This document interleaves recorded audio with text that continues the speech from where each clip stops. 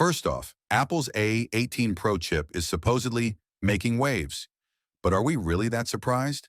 Every year it's the same script. It's faster, more efficient, blah, blah, blah.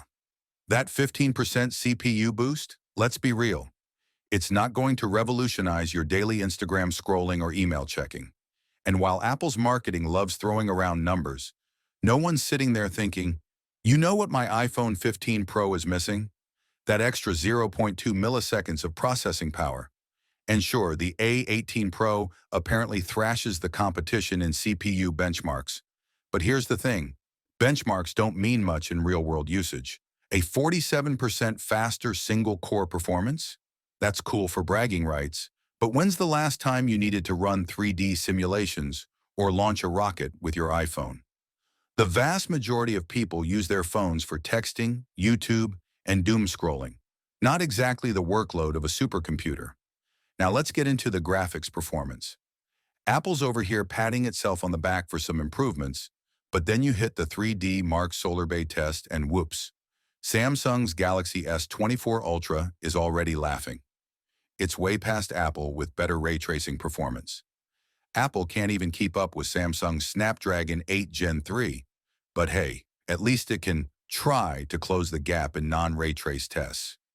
Newsflash, most people aren't hardcore gaming on their iPhones, and even if they were, the marginal graphical boost won't suddenly turn them into esports champions. As for the display, we have nothing groundbreaking. Apple's staying stagnant with brightness and color accuracy. So much for innovation. In fact, it's a step back from the iPhone 15 Pro in brightness. How does that even happen?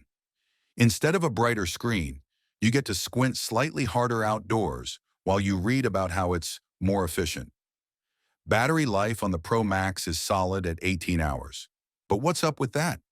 Apple pushes this battery life like it's an engineering miracle. But Android flagships have been hitting these numbers for a while now. Oh, and the charging speeds? While everyone else is zooming past with 60 watts plus charging, Apple's still chilling with its modest 45-watt charger.